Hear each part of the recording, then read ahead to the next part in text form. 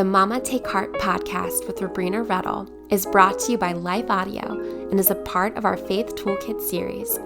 For more inspirational, faith-affirming podcasts, visit lifeaudio.com.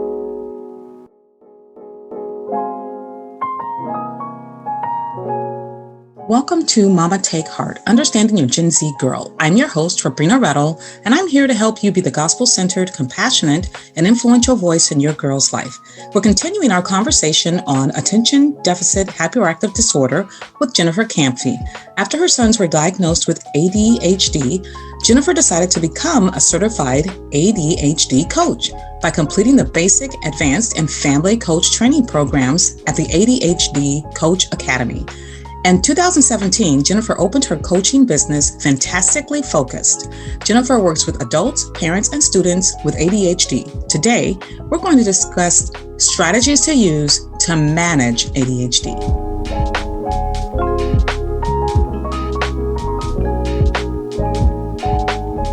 So we're going to talk a little bit about the strategies, talking about combined forces. So what are some of the strategies parents can do at home? Yes. So my first and foremost suggestion would be to learn as much as you can about ADHD. Kind of like how you and I did, just be that sponge, just read. And I have some good sources for parents. So there is a magazine called Attitude Magazine. So it's ADD. Okay, you've heard of it. So in ADD, so Attitude Magazine, there's a website that is just attitudemag.com. This is an excellent source for very relatable articles for parents, for adults, for anybody with ADHD. So I'd really recommend that. And two, be leery because there's a lot of information out there on ADHD and a lot of it can be false. So there are 3 people that I would recommend that anything you see by these people, you can trust. So one is Dr. Russell Barkley. Second is Dr. Ned Hallowell. And third is Dr. Thomas Brown. Those are 3 very well-known names in the ADHD community. Anything you see by them, you know you can trust. So first and foremost, learn as much as you can about ADHD. The second is, and some people are going to balk at this, but the second is to lower your expectations of your child. Yes. And not to compare them to their peers. And let me tell you, that's so hard to do. Even as an ADHD coach, I would catch myself, well, gosh, look at his friend. Why can't he do that? And I'd catch myself and I'd have to remind myself, nope, you can't compare. So to understand that your child is going to be anywhere from 3 to 5 years behind his peers in many of the executive functions, as well as maturity, both emotionally and mentally. So when you look at your child's age, subtract 3 to 5 years. And then that's what I mean by lower your expectations. So take 3 to 5 years off, and that's what you should be expecting of your child. So I would agree with that. Yes. And also, just so you all know, I will put all of this information of resources in the show notes. Perfect. But yes, I agree with the lower your expectations. I remember, since my daughter was high functioning, she would be on the honor roll and that sort of thing. But when my son, when he got on honor roll, we just flipped our lids. We just I don't think my son's ever been on the honor roll. Yeah, it happened. It happened one time, and we're like, wow, this is. And even with our daughter, though, it was like, this is like. It wasn't like how a lot of other people are like, oh, well, yeah, this is what they do. We were just so excited because we're like, we know the effort that they had to put in to get there. And so we were just like, for us, we did not take that for granted. We were like, you really worked hard for this. And we wanted them to know, we know you worked hard and this did not come easy. So yes, I agree. And let me tell you, you're blessed that you had kids with ADHD that made the honor roll because that isn't very common. Actually, they are usually they usually function below their intelligence because of the delay in their executive functions. I do see that in certain areas. And then I Mm-hmm. also see it when you said about with my daughter in particular, the emotional, the youth in her. She's 19 and she's a sophomore in college, but she is still very sensitive. And so we have to understand that, like, okay, she's not like the 19-year-old sophomore in college who doesn't have ADHD. And so, certain allowances we have to give her. We have to be sensitive to her, the way she expresses herself at certain times. And so, yes, it does take a different way, because I know how I was at 19, and I was doing a lot more things than she's doing as far as responsibility wise. And so I do get that. Thank you for sharing that. So one thing that I would say the most important thing for parents to do is routine. And this is one of the big things that I work with my clients and with parents is routine. That is the absolute biggest thing, because they don't have that internal structure inside, right? So we need to put the external structure in place to provide them with that structure. So, so some examples are morning and evening routine. And so what I mean by that is that it typically starts at the same time and you go through the exact same steps. And if you stop and think about it, we all have routines, right? There are things that whether we realize it or not, like when we go to bed at night, we wash our face, we brush our teeth, we put on our PJs. That's a routine, right? So you need to make sure that you have that type of routine for the child with ADHD. So they know that when I do this, the next thing I do is this, right? And a really cool thing is to use music, especially for kids who can't keep track of things. Like create a playlist, like a morning playlist. So like they know at the end of this song, I need to be putting on my shoes and get ready to head out the door. Or this is the song that I brush my teeth to, things like that. That's just kind of a fun thing to do. That's genius. Yeah. And the same thing with evening routine. We start our bath at this time, then we put our PJs on and we brush our teeth and we read a book. For students who are older, having a homework routine, this is the time, if it can be a certain time of day. I know kids are involved in so many activities, so it can, when they get older, it can be hard to do that. But, saying I start my homework at 4:00, I do my homework at the kitchen table or somewhere where parents can kind of keep an eye on what's going on. And I even create checklists for my students, especially now that all of their stuff seems to be online. And they have so many different places that they have to go. Teachers are posting things in different sites, and it taxes their executive functions.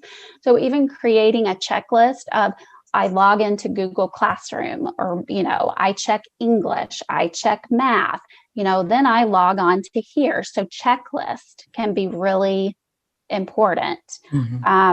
And that's a form of a routine. And then after I do my homework, I pack up my backpack, right? And then I put my backpack by the door. So just those little things so that this less that they have to think about.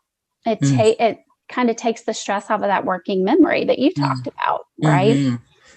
Yeah. So I would say routine is the biggest thing. And then the other thing I would say is to talk to your child, open up the conversation, tell them that you see what they're struggling with, and do it, maybe go out for coffee, or, do it while you're playing basketball with your kid. If they like basketball, go out and shoot hoops or something. It's going to be hard to sit down and talk one-on-one because most kids aren't as comfortable with that. So do something with the kid, talk to them, say, I see that you're struggling with, getting your homework done. What can I do to help you? And they may say, I don't know, because they may really not know, but you've opened up the conversation, and maybe you can say, well, could I offer some suggestions? Just open up that conversation, let them know that you're struggling and that you care and that you want to help them. Because if you can work together to come up with strategies and they can get involved, they're more likely to use them. Yes. Yeah, those are good. And then as a coach for parents who may need extra support, what strategies do you use with your clients? Have you ever had like a client? Well, I guess you do if you have younger clients, and so mom and dad and the client is there, and you're kind of talking to both of them. But why don't you tell us like what a session would look like, or what your strategies are for parents who need extra support? Sure. So coaching is different in that it is so personalized to the individual client. So I have a bag of tools, right? But not every tool is going to work for every person. So it's very much personalized into what they are struggling with. So I do work a lot with establishing routines with parents and their child, because that's one of the biggest things that they need, because the kid's struggling, which in turn makes the parent struggle, right? So if there's not a morning routine in place, I actually am working with a client and their mom right now who there was no morning routine in place. And so they were constantly getting late to school and running behind, which was causing major anxiety in this girl, right? And so then that anxiety would lead to this, it was like this snowball effect. And she would get so worked up that she was actually not able to go to school because she was so overwhelmed. So literally just sitting down and explaining to both the mom and the child, this is why you're having this anxiety. What can we put in place? Walk me through your morning. What does your morning look like? Why do you think that why are you getting up late? What's going on there? And a really cool little technique for that is to buy one of these alarm clocks that not only is super loud, but it has a bed shaker, this vibrating little disc that you can put under the mattress, and it literally shakes the bed. I think I'm going to have to get one of those. No, I need one. Yeah, well, my daughter, she can sleep through her alarm, and so she has two alarms. She has she uses her phone as her alarm, and then she has another old school. We bought her an old school clock, from back in the day. The one that dings, the ringer. Yes. Yes, those work too. Yeah, and then we bought her one that it has like a circle light, and it's lot brighter and brighter and brighter the closer to the time to wake up. So we had to come up with some strategies for her too, for the wake up, because she can sleep right through the music means nothing. It becomes part of her dream. Yes. And see, that's where every client's different, right? So just, one strategy, like one alarm clock may not work for one kid, and you have to try something else. Right. Right.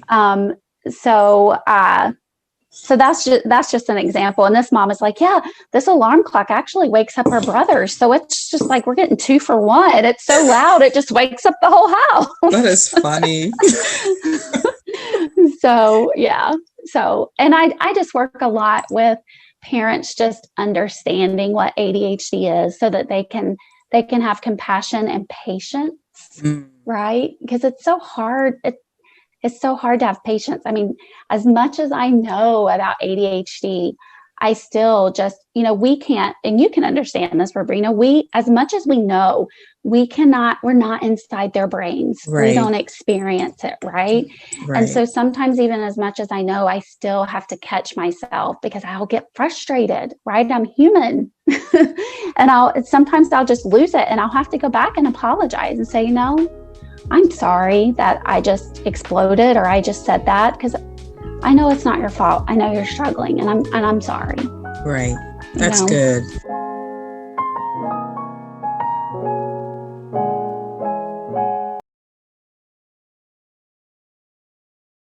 Yeah, this was very, very good information. I thank you so much for using your experience to help others. You had to go through something yourself, and through that, you were given a gift to help other people.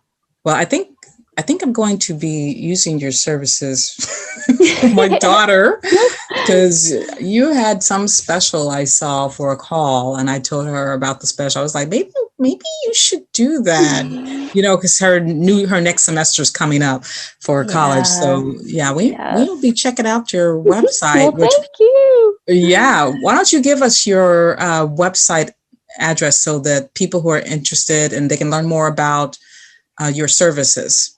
Sure. It is just www.fantasticallyfocused.com. Yes, and I will put that also in the show notes. So, and I just want to say too, Robrenna, that I love how you are, this is gospel centered. And so I want to just say that I love that, and also say that I do feel like God prepared me for what I'm doing now. Yes. The things that I went through with my oldest son and how hard that was, that God used that to prepare me to help my youngest son, and then to help other people. So that's good. Yeah, there's a saying that God can take your mess and turn it into your ministry. Oh, I love that. Yes. Yeah. I haven't heard that one, but I love it.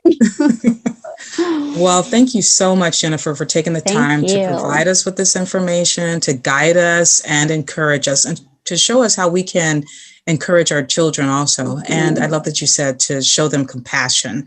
And then also be compassionate with yourself too, Mom, because you're doing the best you can. Absolutely. And just know that you are both on a journey, and it is not someplace you've been before. So you're both learning. And so just give yourself compassion for that also. Everything that Jennifer mentioned, the doctors, the Attitude Mag, and her website, Fantastically Focused, will be in the show notes. Mama, you just remember that God is for you and you're not alone. And with His Spirit, you are filled with courage and strength of purpose. So don't fret, Mama. Instead, take heart. Mama Take Heart is a production of Life Audio and the Salem Web Network. If you liked what you just listened to, would you take a second and leave us a rating in your favorite podcast app? It really does help more people like you find our show.